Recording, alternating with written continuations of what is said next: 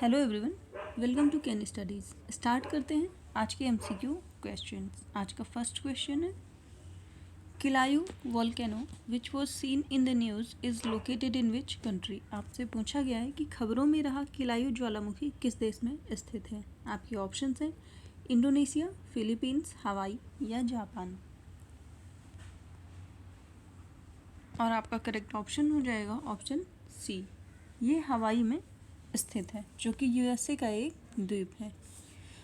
और किलायू जो ज्वालामुखी है ये विश्व के सबसे सक्रिय ज्वालामुखियों में स्थान प्राप्त करता है और इसका आकार जो है वो गुंबद के समान इसका आकार है। भारत में सक्रिय ज्वालामुखी की बात करें तो भारत में एक ही सक्रिय ज्वालामुखी है जिसका नाम है बैरन द्वीप और ये अंडमान द्वीप समूह पर स्थित है। अभी हाल ही में उद्गार होने की वजह से किलायू वोल्केनो काफ़ी चर्चा में रहा है। बढ़ते हैं नेक्स्ट क्वेश्चन की ओर। Which of the following has won the platinum award in the digital empowerment of citizens category in Digital India award 2020। आपसे पूछा गया है कि निम्नलिखित में से किसने डिजिटल इंडिया अवार्ड 2022 में नागरिक श्रेणी के डिजिटल अधिकारिता में प्लैटिनम अवार्ड जीता है।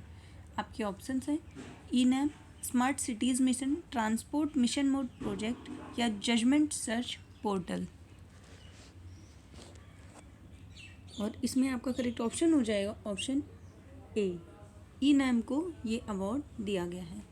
ई-नैम under the Ministry of Agriculture and Farmers Welfare Initiative has won the Platinum Award in Digital Empowerment of Citizens category। ई-नैम की बात करें तो ई-नैम एक डिजिटल प्लेटफॉर्म है which integrate 1260 mandis across 22 states and 3 UTs to facilitate online trading of agriculture commodities। इसके अलावा बात करें तो ई-नैम वेरियस बेनिफिट्स भी प्रोवाइड करता है फार्मर्स एंड स्टेक होल्डर्स को, जैसे कि providing access to prevailing commodities price on mobile app, GPS based feature to capture mandis and mandi prices within 100 square kilometre radius along with the route map ETC। तो ये award दिया गया है ई-नैम को। बढ़ते हैं नेक्स्ट क्वेश्चन की ओर। In which city did the International Kite Festival 2023 officially started on January 8, 2023? आपसे पूछा गया है कि 8 जनवरी 2023 को आधिकारिक तौर पर किस शहर में अंतर्राष्ट्रीय पतंग महोत्सव शुरू किया गया है। आपके ऑप्शन हैं आगरा, पटना, अहमदाबाद या कोलकाता। और आपका करेक्ट ऑप्शन हो जाएगा ऑप्शन सी, ये अहमदाबाद से स्टार्ट किया गया है। इट वॉज स्टार्टेड ऑन 8 जनवरी और ये 7 days सेलिब्रेशन है, तो ये सेलिब्रेट किया जाएगा till 14 January with a theme centred around the G20 countries. ये अहमदाबाद में एनुअली होता है सिंस 1989 एंड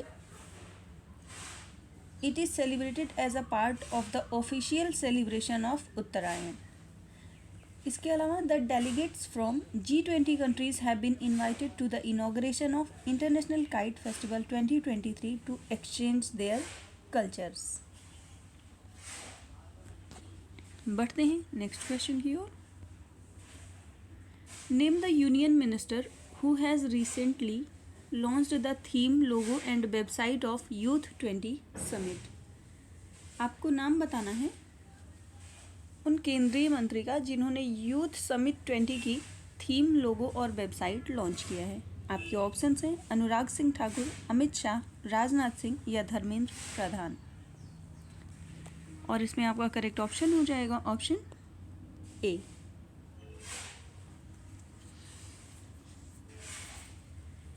इसको इनॉग्रेट किया गया है अनुराग सिंह ठाकुर ने एट आकाशवाणी रंगभवन न्यू दिल्ली। और यूथ 20 जो है समिट है 2023 का, इसका थीम है future of work, industry 4.0, innovation and 21st century skills. India first time इसको होस्ट कर रहा है and this Y20 groups inception meeting will take place in Guwahati, Assam from 6th to 8th February 2023। Anurag Singh Thakur sports minister भी हैं, तो आप इसे ध्यान रखेंगे। बढ़ते हैं नेक्स्ट क्वेश्चन की ओर। Which state government has recently signed a MOU with Bombay Stock Exchange Limited to promote development of small and medium enterprises? आपसे पूछा गया है कि किस राज्य सरकार ने हाल ही में छोटे और मध्यम उद्यमों के विकास को बढ़ावा देने के लिए बॉम्बे स्टॉक एक्सचेंज लिमिटेड के साथ समझौता ज्ञापन पर हस्ताक्षर किया है। आपके ऑप्शंस हैं गुजरात, महाराष्ट्र, कर्नाटका या गोवा। और आपका करेक्ट ऑप्शन हो जाएगा ऑप्शन डी। ये एग्रीमेंट साइन किया है गोवा ने with BSE। Under this partnership BSE will create awareness among the small medium enterprises in Goa on the advantage of listing on the exchange and guide them on efficient methods of raising capital through equity infusion। इसके अलावा BSE की बात करें तो BSE का full form होता है Bombay stock exchange.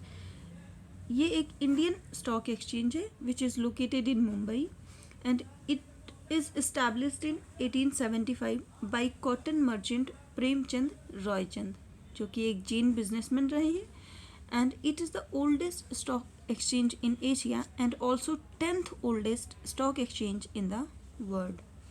Current समय में BSE के चेयरमैन की बात करें तो SS मुंद्रा उसके चेयरमैन हैं और MD एंड CEO हैं सुंदर रामन राम मूर्ति। सेंसेक्स इसका बेंचमार्क होता है और इसके अंतर्गत 30 कंपनियां शामिल होती हैं। पढ़ते हैं नेक्स्ट क्वेश्चन की ओर। Which of the following statement regarding millets is are correct? आपसे बाजरे से संबंधित सही कथन के बारे में पूछा गया है। आपका फर्स्ट स्टेटमेंट है 2023 has been declared as the international year of millets by the United Nation following India's proposal. Second, India is the largest producer of millet in the world with a share of 41% in 2020 as per the FAO। और इस question में आपका दोनों ही statement सही हो जाएगा, option C correct हो जाएगा। ईयर 2023 को ईयर ऑफ मिलेट घोषित किया गया है। इंडिया ने इसके लिए प्रपोजल किया था 2021 में। बढ़ते हैं नेक्स्ट क्वेश्चन की ओर। Which of the following are possible factors responsible for subsiding या sinking of जोशीमठ? यह भी हाल ही में काफ़ी चर्चा में रह रही है चीज़। आपसे पूछा गया है कि कौन से संभावित कारक हैं जो जोशीमठ की ज़मीन धंसने की घटना के लिए जिम्मेदार है। आपके ऑप्शंस हैं unplanned urbanisation and rampant construction activities, heavy torrential rainfall, Joshimath is located in seismic zone 5 या undercutting by the currents of Alaknanda river.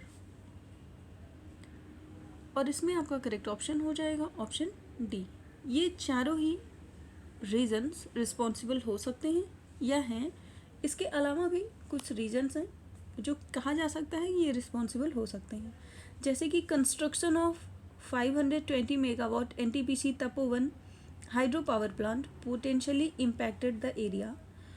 और ये जो under cutting bye the currents of Alaknanda river है, ये रीज़न दिया था मिश्रा कमेटी की रिपोर्ट ने कि ऐसा हो सकता है और इस वजह से वहाँ पे डिजास्टर की कंडीशन बन सकती है।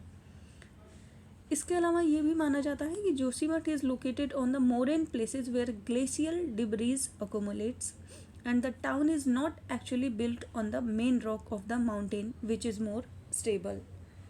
तो ये सारे रीजन्स हैं वहाँ पे प्रॉब्लम होने की।